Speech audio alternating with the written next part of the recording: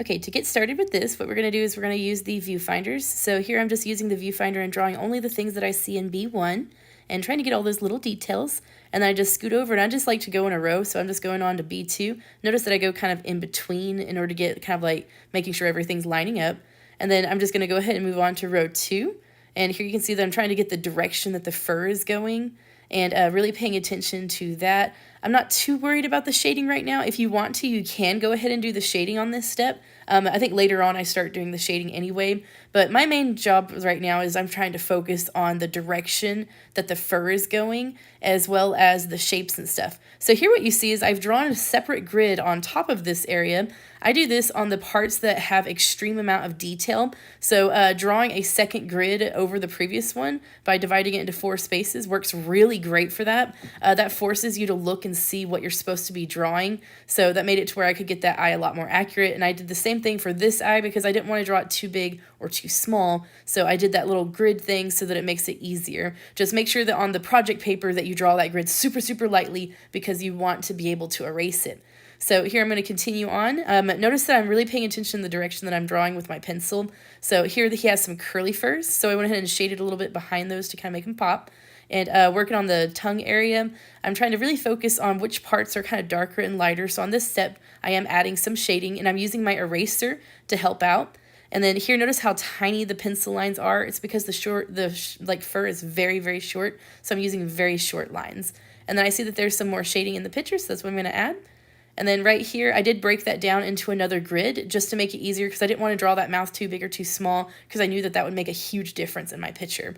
So here I'm just slowly building up some of that value. And also notice that I really am paying attention to the direction the fur is going. And I'm also looking at the picture and I'm trying to see if there's any shapes that the fur is making. So I noticed that there's like little bitty triangles and little V shapes that the fur makes whenever I start shading it.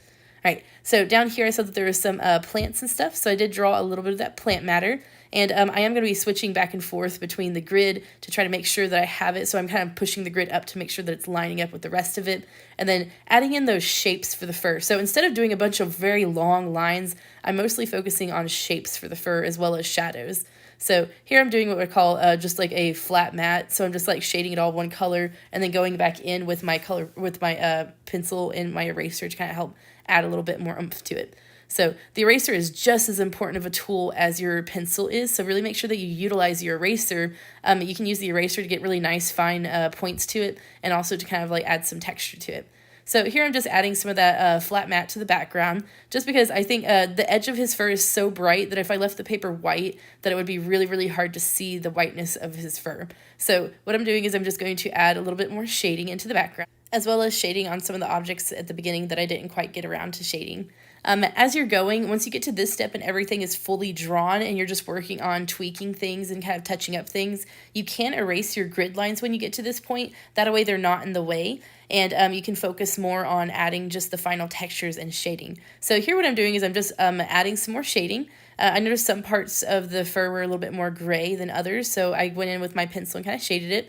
I'm also kind of darkening in the background just to make it pop even more. Whenever you have a really, really dark area next to a really, really light area, that's called contrast.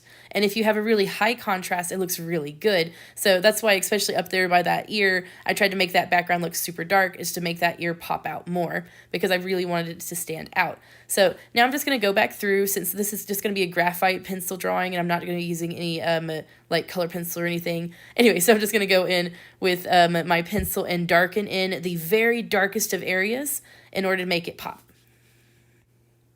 It's up to you how much detail that you're wanting to put into it. So here I've gone back and added as much detail as I possibly could. I would suggest doing a distance test, so kind of like put it against the like other side of the room and then look at it from a distance. If there's anything you see that's not popping out, add a little bit more to it. And so here you can see it has been completed, and this is after about maybe 15 minutes more of working on it, and I'm pretty satisfied with how he turned out. So best of luck. If you need any help, just let me know, and remember, make sure that you start off kind of light and then slowly build up those darks, okay? All right, have fun.